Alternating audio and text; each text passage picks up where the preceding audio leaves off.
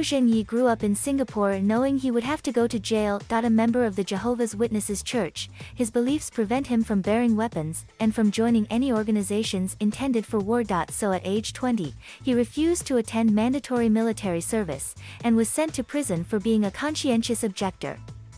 Although Singapore is not at war, military conscription is compulsory in the city-state for all able-bodied male citizens and second-generation permanent residents when they turn 18. Since 1970, an average of 6 Jehovah Witnesses have been sent to military prison every year, though none receive permanent criminal records.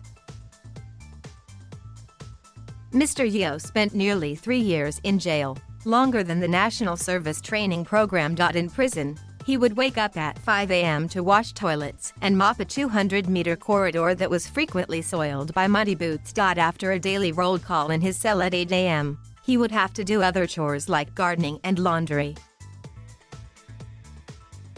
Jehovah's Witnesses are not asked to participate in the exercises and sandbag drills that inmates have to do every day, said a former military police officer who declined to be named. Mr. Yeo says it took him time, around a year, to get used to being in prison. I cried so many times, over many days. I cried before going into jail, realizing I won't be able to leave and see my family and friends for the next 2.5 years, he said. There was one silver lining. Mr. Yeo's older brother, whom he is extremely close to and shares a birthday with, is also a member of the church. He had been sent to prison a year before Mr. Yeo. I thought at least I'll get to see my brother. Mr. Yeo and his brother were introduced to the faith as children. Their father joined the church after serving his time as a soldier.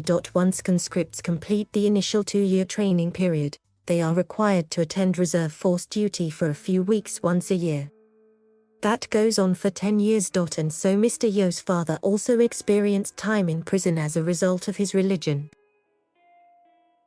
My mom isn't from the church, but she knew was coming for me and my brother because my dad has gone back to detention multiple times, sometimes risking his job, said Mr. Yeo. Employers in the city are legally required to release their staff for their annual reservist training.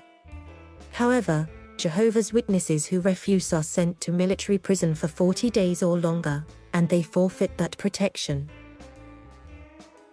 Jordan Kia, a Jehovah's Witness and music teacher, received a 7-month sentence for refusing to return for reserve duty a second time. But thankfully they did.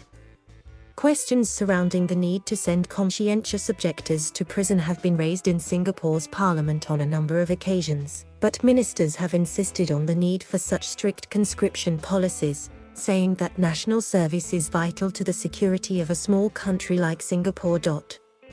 No Singaporean should be allowed to cite any reason to exempt himself from having to contribute to the national defense effort, as every Singaporean benefits from the peace and security which national service has helped to ensure. Matthias Yao told Parliament in 1998 when he was Minister of State for Defense.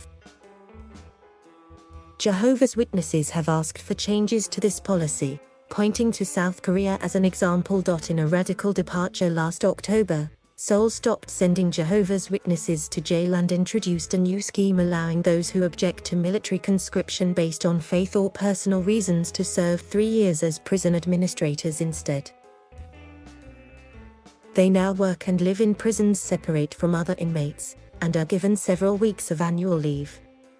Our members in Singapore have consistently expressed their desire to authorities to make a meaningful contribution to society, said a spokesperson from the Asia-Pacific Association of Jehovah's Witnesses. Mr. Yeo says he also asked repeatedly to serve in civilian vocations like firefighting, which some men in the city are conscripted to do. There is international support for alternative duties. The European Human Rights Convention says that countries should provide alternative forms of service for citizens who believe the use of lethal force may seriously conflict with the freedom of conscience and the right to manifest one's religion or belief.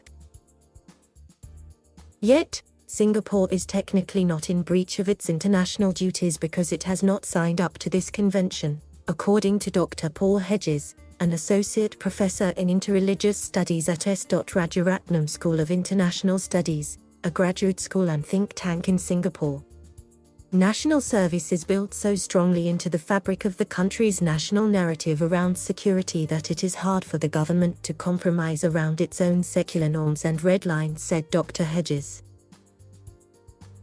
Without a major shift in direction by either side, a compromise will be hard to reach, he added. Mr. Yeo was released last April, a day before Singapore entered its first COVID lockdown.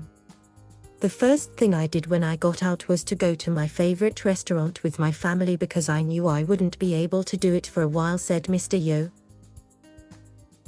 Under the restrictions, which lasted until June, residents were only allowed to leave their homes for essential activities like grocery shopping and exercise. I was so looking forward to seeing my friends, Mr. Yeo said. My home felt so small compared to prison. But even so, he says the half-day of freedom he experienced before the lockdown was overwhelming. Life was simple in prison. When I got out, it felt like a lot. The cars, buses, walking freely without handcuffs and without curfew. Thank you for watching. Please subscribe.